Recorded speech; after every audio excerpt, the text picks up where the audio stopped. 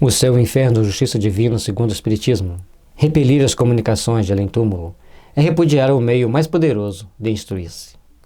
Já pela iniciação nos conhecimentos da vida futura, já pelos exemplos que tais comunicações nos fornecem, a experiência nos ensina, além disso, o bem que podemos fazer, desviando do mal os espíritos imperfeitos, ajudando os que sofrem a desprenderem-se da matéria e se aperfeiçoarem, despertarem para Deus. A importância do espírito entender que ele é filho de Deus, que ele precisa caminhar para Deus. A importância do espírito compreender a essência dele, uma essência divina, e que ele deve procurar, então, aperfeiçoar-se cada vez mais na arte de se educar, de se aperfeiçoar, para melhorar-se e estar sempre apto ao trabalho de espiritualização própria e da humanidade. Aperfeiçoar. Todos nós estamos aqui para nos aperfeiçoar. O bem que podemos fazer ao mostrar para os espíritos e para as pessoas encarnadas que eles devem desviar-se do mal, protegerem-se contra o mal e buscarem as forças do bem em seus corações. A força que nós devemos fazer para procurarmos construir cada vez mais em nós mesmos e naqueles que estão ao nosso redor, o sentimento de amor, o sentimento de esclarecimento da vida espiritual, para que todos nós, unidos em um uníssono, possamos estar um dia reunidos no plano espiritual, mas para elevarmos-nos a Deus, não como uma atitude beatífica, mas como aqueles que se colocam na condição de quem serve, na condição de quem trabalha. Os espíritos imperfeitos ou maus, um dia serão espíritos perfeitos e bons. Depende da ação de cada um de nós hoje para a edificação desse amanhã, cheio de luz, cheio de resplendor, cheio de fraternidade. Interdizer as comunicações é, portanto, privar as almas sofredoras da assistência que lhes podemos e devemos dispensar. Durante as comunicações, muitos espíritos vêm para serem esclarecidos, para serem orientados. E nesse momento, então, nós estamos prestando um grande bem à humanidade, porque esses espíritos muitas das vezes estão dentro de uma casa, causando transtorno nas pessoas, estão em regiões do plano espiritual inferior, mas irradiando ondas mentais de dor, sofrimento e desespero, e ao serem esclarecidas, então elas passam a caminhar para a luz, elas passam a caminhar para desenvolver as forças do bem. As seguintes palavras de um espírito resumem admiravelmente as consequências da evocação quando praticada com fim caritativo, respeitoso, amorável.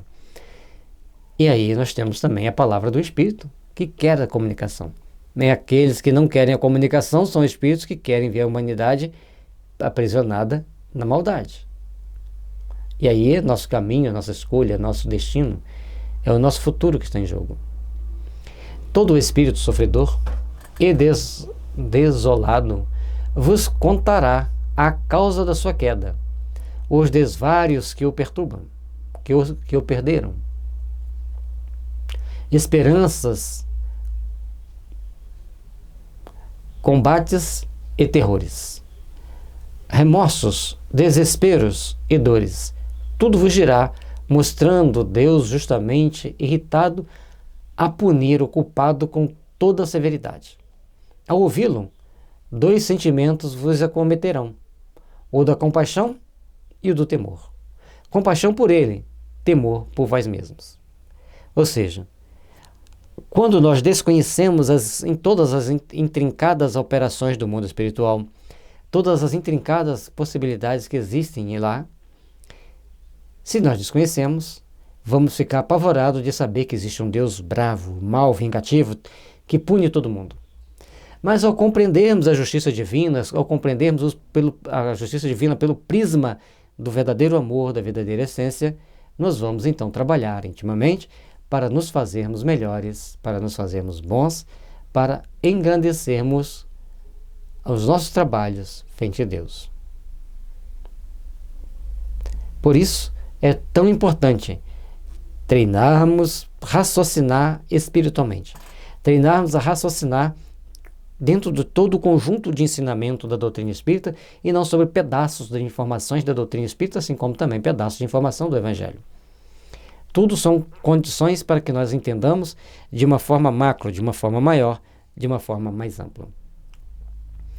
E se o seguides nos seus queixumes, vereis então que Deus jamais o perde de vista, esperando o pecador arrependido, estendendo-lhe os braços logo que procure regenerar-se. Ou seja, no primeiro impacto, a gente fica com medo de Deus e com pena do coitado que está lá reclamando. No segunda etapa, quando ele mostra o arrependimento e ele procura então regenerar-se, ele está lá na sala de atendimento para ser socorrido, para ser amparado. É um grande passo para o processo evolutivo dele. Do culpado vereis, enfim, os progressos benéficos para os quais tereis a felicidade e a glória de contribuir com a solicitude e o carinho do cirurgião, acompanhando a cicatrização da ferida que pensa diariamente, ou que ele trata diariamente, que ele faz o curativo diariamente. O verbo pensa aqui está nesse sentido. Ou seja, quando a gente está ali dando atenção para aquele espírito, ouvindo, orientando-o, conversando com ele, nós estamos então impulsionando-o para o seu aprimoramento. Lógico que muitas das vezes ele não vai abandonar todos os objetos dos seus apegos físicos e mentais. Todos terão oportunidade, diante daquele diálogo fraterno e amigo, de se esclarecerem. O espírito que estão desencarnado, que está comunicando, os espíritos que vieram com ele dentro do mesmo jaz, da mesma diapasão, e os encarnados. Todos estarão trabalhando ultimamente para se refazerem, para se edificarem no bem.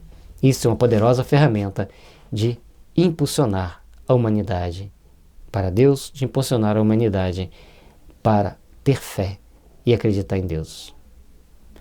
E assim nós terminamos o capítulo 11 da primeira parte e vamos para o capítulo 1 da segunda parte. Exemplos.